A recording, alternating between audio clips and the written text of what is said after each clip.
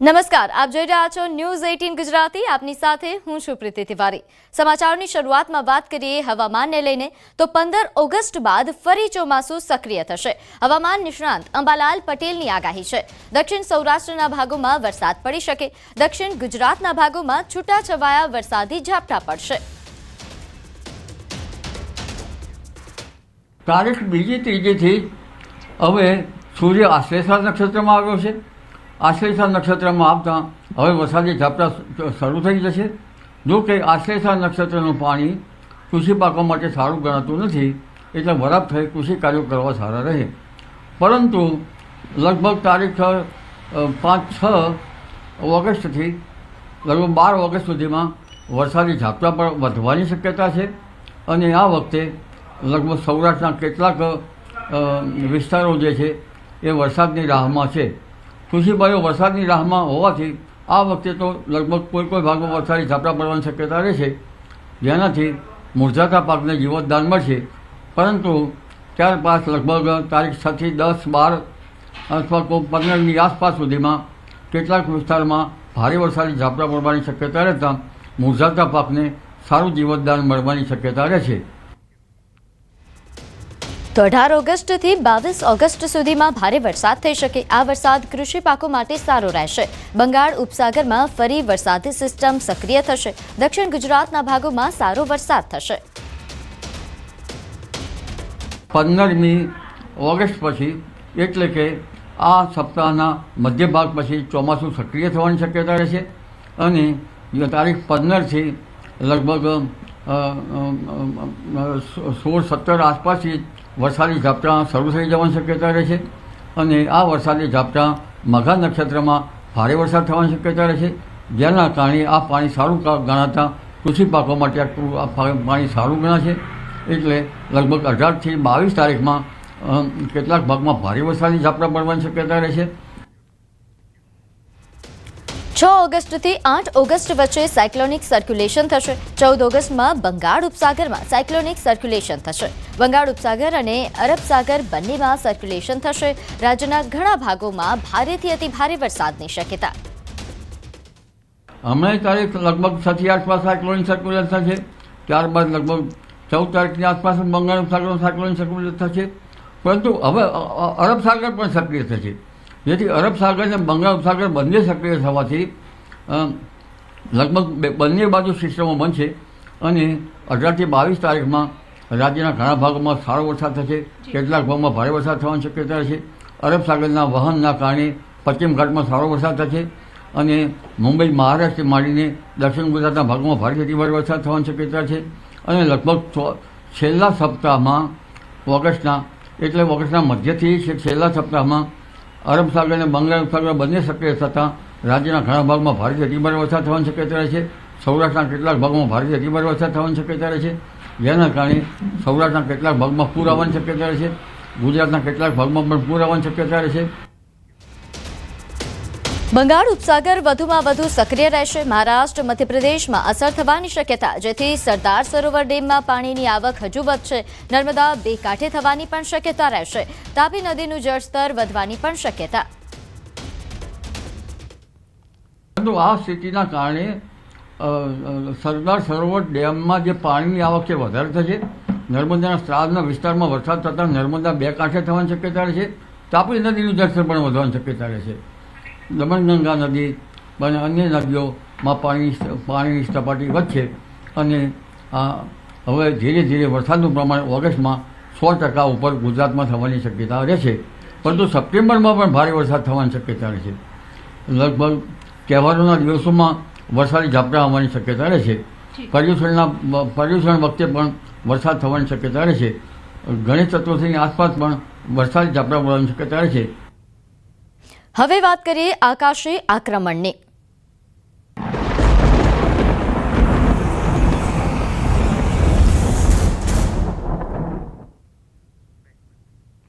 ઉત્તર પ્રદેશના પ્રયાગરાજમાં પૂરથી હાલ બેહાલ થયા છે। વિચલિત કરી દે તેવા દ્રશ્યો સામે આવ્યા। પૂર વચ્ચે બે લોકો નવજાત શિશુને માથા પર ઊંચકીને લઈ જતા દેખાયા। કમરસમાં પાણી વચ્ચે નવજાત શિશુને લઈ જવાયા। ભારે પૂરથી સ્થિતિ અત્યંત ખરાબ બની છે। તો આ ઉત્તર પ્રદેશથી આ દ્રશ્યો સામે આવી રહ્યા છે. નોંધનીય છે કે છેલ્લા ઘણા સમયથી અહીં મેઘરાજાએ તાંડવ સર્જ્યું છે અને તેના કારણે ઘણા વિસ્તારોમાં પૂરની સ્થિતિના કારણે જળભરાવ થયા છે અને તેના કારણે સ્થાનિકો હાલાકી ભોગવી રહ્યા છે. ત્યારે એક વિડીયો સામે આવ્યો છે.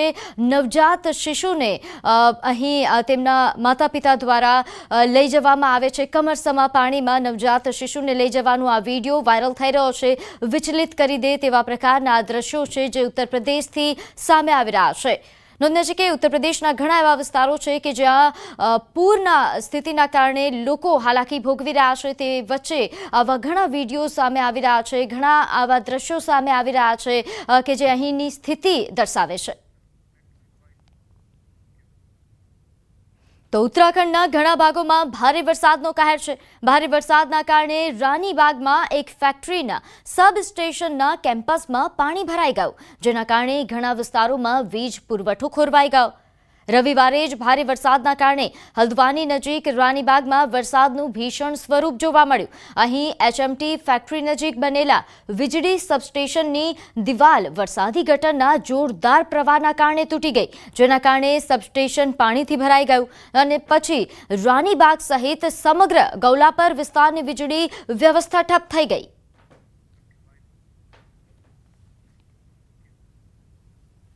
તો ઉત્તરાખંડમાં ભારે વરસાદનો હાલ કહેર છે. રવિવાર બપોરથી નૈનીતાલ જિલ્લામાં ભારે વરસાદ ચાલુ છે, જેના કારણે ઘણી નદીઓ અને નાળાઓ છલકાઈ રહ્યા છે. હલ્દવાનીથી નૈનીતાલ અને ભીમતાલથી જતા બંને રસ્તા વરસાદના કારણે પ્રભાવિત થયા છે. નૈનીતાલ રોડ પર જ્યાં HMT નજીક વરસાદી ડ્રેન ઓવરફ્લો થયું હતું, તે ભીમતાલ રોડ પરનો રસ્તો ઘણી જગ્યાએ કાટમાળના કારણે બંધ થઈ ગયો છે. તો બિહારમાં પણ આકાશી આફત જોવા મળી રહી છે. સતત વરસાદના કારણે વૈશાલીના રાઘોપુરમાં પૂર જેવી સ્થિતિ સર્જાઈ અને ગંગા નદીનું પાણીનું સ્તર ઝડપથી વધી રહ્યું છે, જેના કારણે રાઘોપુર બ્લોક વિસ્તારમાં પરિસ્થિતિ વધુ ખરાબ થઈ રહી છે. પરિસ્થિતિ એવી છે કે ગંગા નદીના પાણીના સ્તરમાં સતત વધારો થવાના કારણે રાઘોપુર બ્લોકના રહેવાસીઓની સમસ્યા વધી છે અને બ્લોકના નીચાણવાળા વિસ્તારોમાં પૂરનું પાણી ઝડપથી ફેલાઈ રહ્યું છે. રાઘોપુરમાં શિવનગર માર્કેટથી વિશ્રામ ટોલા સુધીના રસ્તા પર પાણી ભરાઈ જવાના કારણે લોકોને અવરજવરમાં ઘણી મુશ્કેલીનો સામનો કરવો પડી રહ્યો છે. રસ્તાઓમાં ઘણી જગ્યાઓ પર પાણી ભરાઈ ગયા છે. એટલું જ નહીં, ઘણા ગામોમાં પૂરનું પાણી ઝડપથી ફેલાઈ રહ્યું છે.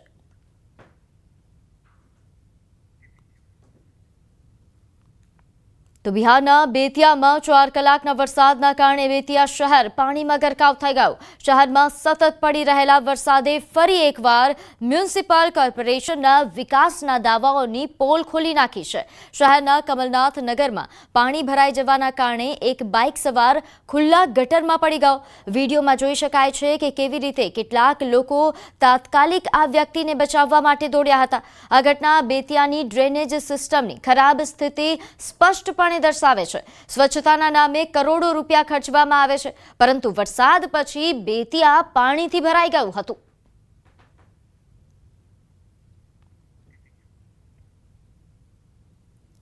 છત્તીસગઢના બલરામપુર જિલ્લામાં ભારે વરસાદના કારણે જિલ્લાની નાની મોટી નદીઓમાં ભારે આવક છે.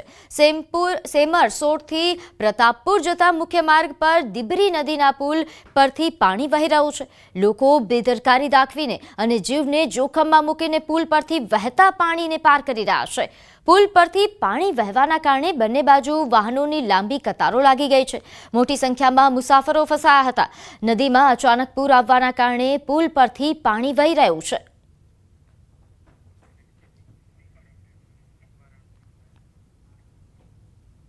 તો ઉત્તર પ્રદેશના વારાણસીમાં સતત વરસાદ બાદ ગંગા નદીનું જળસ્તર ભયજનક સપાટીથી ઉપર પહોંચી ગયું છે અને ઘાટ ડૂબી ગયા છે.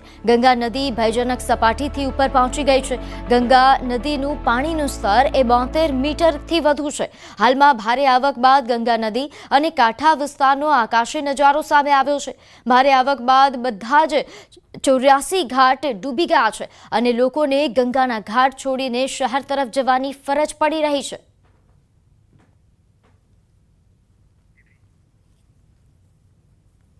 ઉત્તર પ્રદેશ સહિત સમગ્ર ભારતમાં ભારે વરસાદ પડી રહ્યો છે, જેના કારણે યુપીની નદીઓ ઉભરાઈ રહી છે.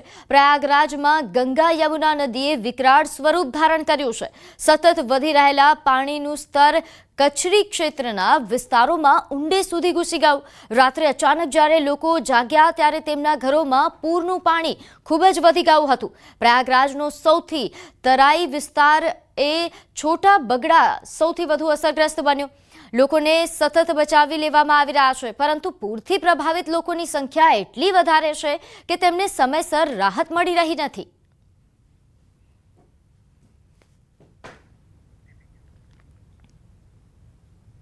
તો ઉત્તર પ્રદેશના ચિત્રકૂટ જિલ્લામાં સતત મુશળધાર વરસાદના કારણે મંદાકિની નદીનું પાણીનું સ્તર પણ વધી ગયું છે, જેના કારણે રામઘાટ સંપૂર્ણપણે ડૂબી ગયો છે.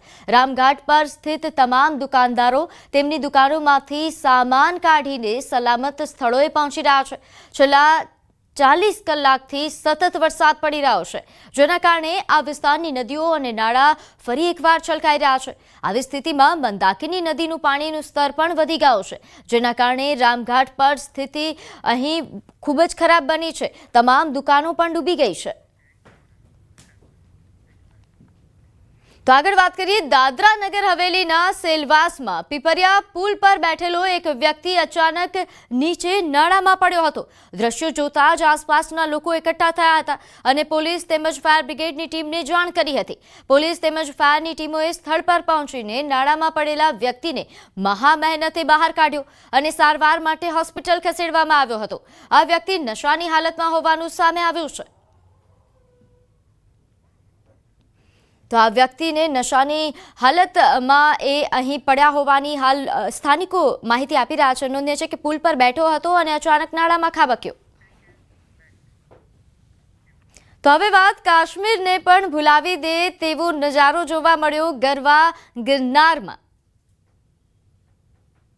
હવે વાત ગરવા ગિરનારની. ચોમાસાની ઋતુમાં કાશ્મીરને પણ ઝાંખો પાડે તેવું ગરવોગઢ ગિરનાર. ગિરનાર પર્વત ફરતે વાદળો ઘેરાયા છે, તો બીજી તરફ પર્વત પર ઝરમર વરસાદ વચ્ચે પ્રકૃતિનો આનંદ માણી રહ્યા છે સહેલાણીઓ. ગિરનાર પર ભારે વરસાદના લીધે નયનરમ્ય વાતાવરણ જોવા મળ્યું હતું. ગિરનાર રોપવેના કે રોપવેની ટ્રોલીના આજુબાજુ પણ વાદળો જ વાદળો જોવા મળી રહ્યા છે. આ નજારો માણવાની સાથે સાથે મા અંબે અને દત્તાત્રેય ભગવાનના દર્શન માટે લાખો લોકો ઉમટી પડે છે. ખાસ કરીને ચોમાસાની ઋતુમાં સહેલાણીઓ ગિરનાર પર્વત પર વધુ આવતા હોય છે. અમુક સહેલાણીઓ સીડી ચડીને તો અમુક સહેલાણીઓ રોપવેની મજા માણીને ગિરનાર પર્વત પર પહોંચે છે. કુદરતી વાતાવરણ અને ઝરમર વરસાદનો આનંદ માણવા માટે સહેલાણીઓ ઉમટી પડ્યા છે. ગિરનાર પર જ્યાં જુઓ ત્યાં વાદળો જ વાદળો અને કાશ્મીરને ભૂલાવી દે તેવો નજારો અને વાતાવરણ લોકોના આકર્ષણનું કેન્દ્ર બન્યું છે. તેમજ મા અંબા અને દત્તાત્રેય ભગવાનના દર્શન કરીને પ્રવાસીઓ અભિભૂત થયા છે. હવે નજર કરીએ અન્ય સમાચારો પર. તો વડોદરાની MS યુનિવર્સિટી વિદ્યાર્થીઓના ભોજનને લઈને ફરી વિવાદમાં આવી છે. ગર્લ્સ હોસ્ટેલ બાદ હવે બોયઝ હોસ્ટેલની મેસ વિવાદમાં આવી. બોયઝ હોસ્ટેલની મેસમાં શાકમાં મરેલી ઈયળો મળતા વિદ્યાર્થીઓનો હંગામો. નોંધનીય છે કે અહીં મેસ સંચાલકે મૌન ધારણ કરતા વિદ્યાર્થીઓ રોષે ભરાયા છે. અગાઉ ગર્લ્સ હોસ્ટેલમાં ફૂડ પોઈઝનિંગ બાદ ફરી આરોગ્ય સાથે ચેડા થતા હંગામો મચી ગયો છે. અહીં સર્ચ કમિટી SP હોલ ખાતે પહોંચી હતી. તો આ દ્રશ્યો છે. નોંધનીય છે કે ગર્લ્સ હોસ્ટેલ વિવાદમાં આવ્યા બાદ હવે બોયઝ હોસ્ટેલમાં પણ આ જ પ્રકારના દ્રશ્યો. અહીં જે ઈયળો મળી આવી છે, મરેલી ઈયળો ફૂડમાં મળી આવી, આવું ભોજન આ વિદ્યાર્થીઓ આરોગે તો તેમના સ્વાસ્થ્યની કેવી પરિસ્થિતિ થાય છે તેનો અંદાજો લગાવી શકાય છે. અગાઉ ગર્લ્સ હોસ્ટેલમાં ગર્લ્સને ફૂડ પોઈઝનિંગની સમસ્યાઓ સર્જાઈ હતી.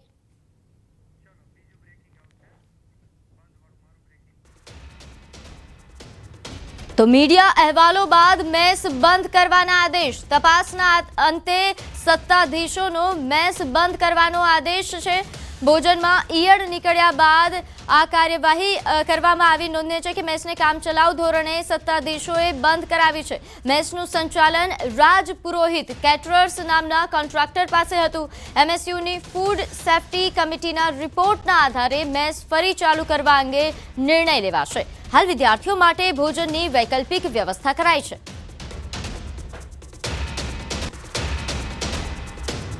ત્યારે આ મામલે વધુ વિગત સાથે આપણી સાથે સંવાદદાતા હાર્દિક જોડાઈ ગયા છે. હાર્દિક, જે રીતે પહેલા ગર્લ્સ હોસ્ટેલ વિવાદમાં આવી અને હવે બોયઝ હોસ્ટેલ વિવાદમાં આવી છે, કેવા પ્રકારની કાર્યવાહી?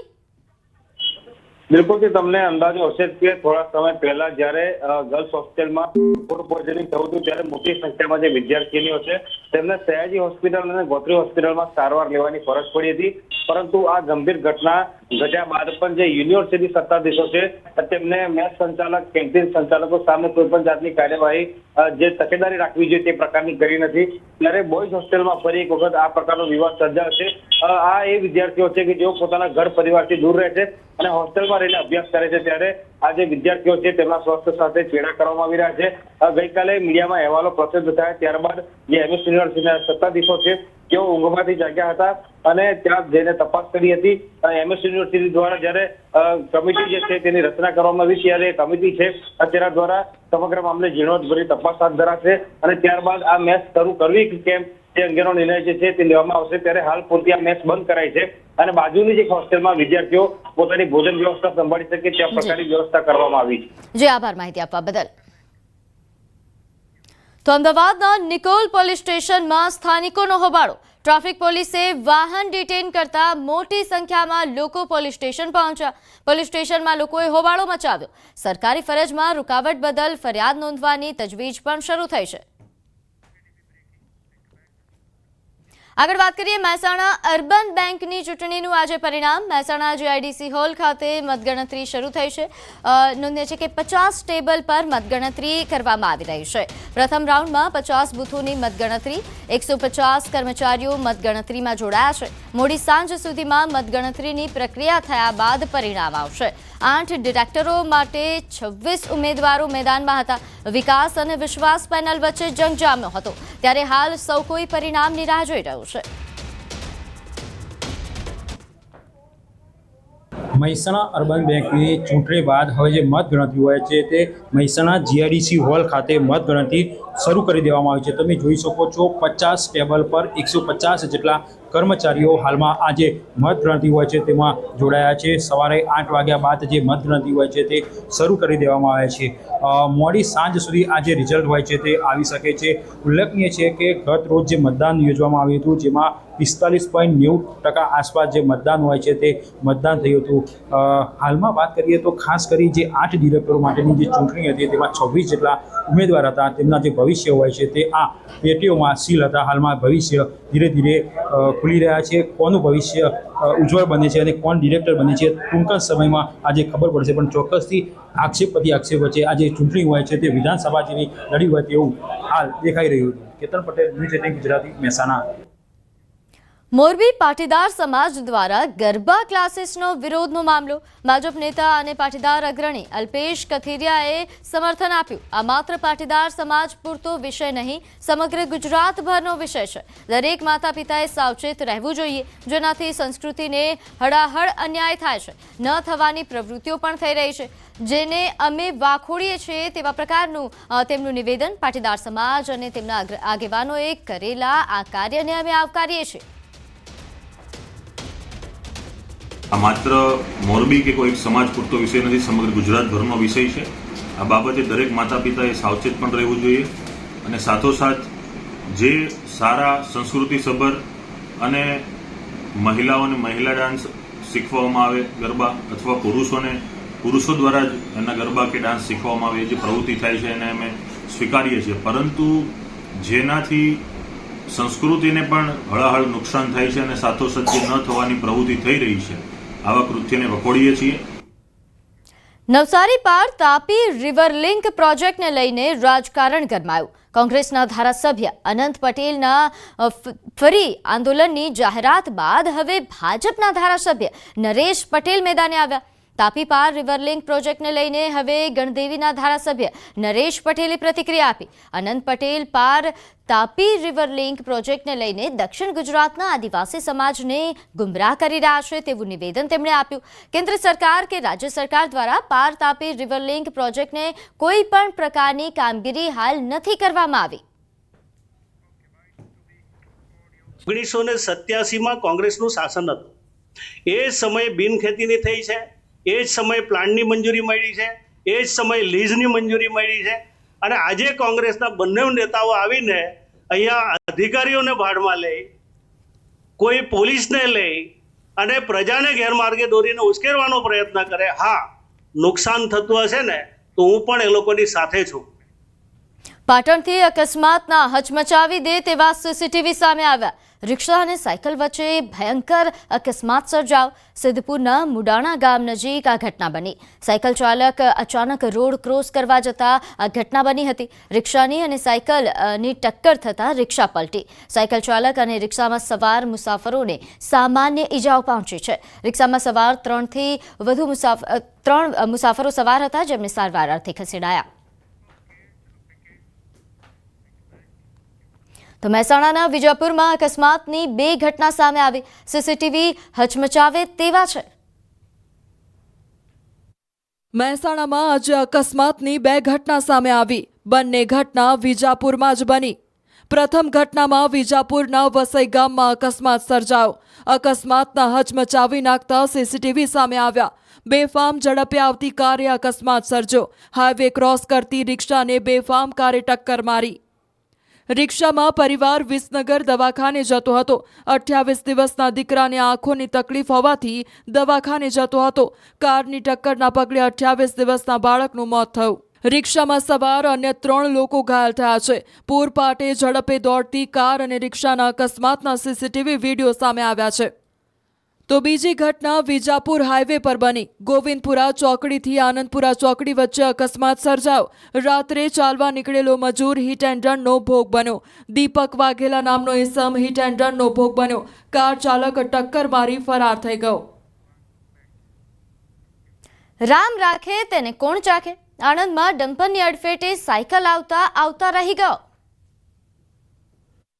રફતારનો કહેર ક્યારે અટકશે? ટ્રાફિકથી ધમધમતા શહેરમાં વાહનો એટલા બેફામ ચાલે છે કે રાહદારીઓને જવું તો જવું ક્યાં. આવી જ કંઈક ઘટના સામે આવી છે.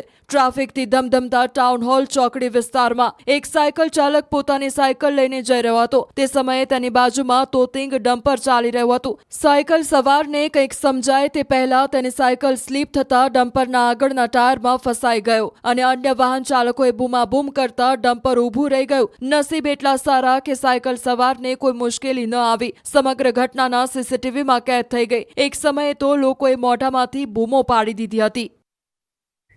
હવે વાત શિવોત્સવની.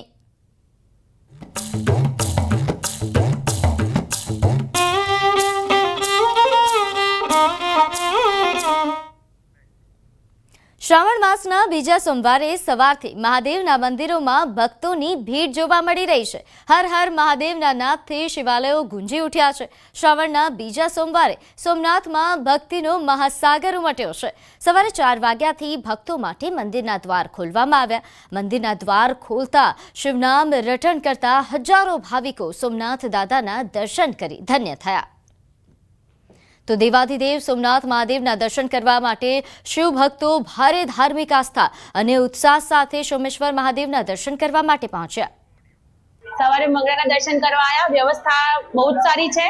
બિલકુલ લાઈનમાં ઊભું રહેવું નથી પડતું. ધક્કા મુક્કી બી નહીં થતું પહેલા કરતા. બહુ જ સારું છે અત્યારે અને એકદમ બહુ મસ્ત દર્શન થયા આજે.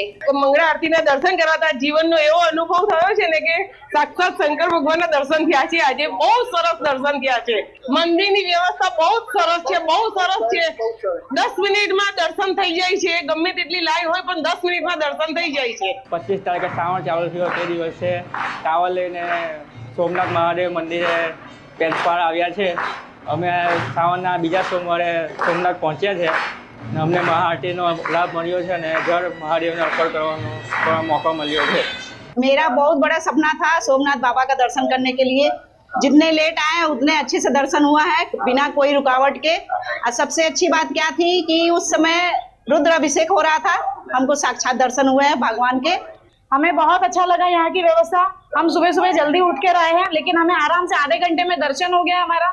हमारे पूरे परिवार को दर्शन हुआ है. हमें पहले बार यहाँ पे आए, हमारे मन को शांति मिला यहाँ की.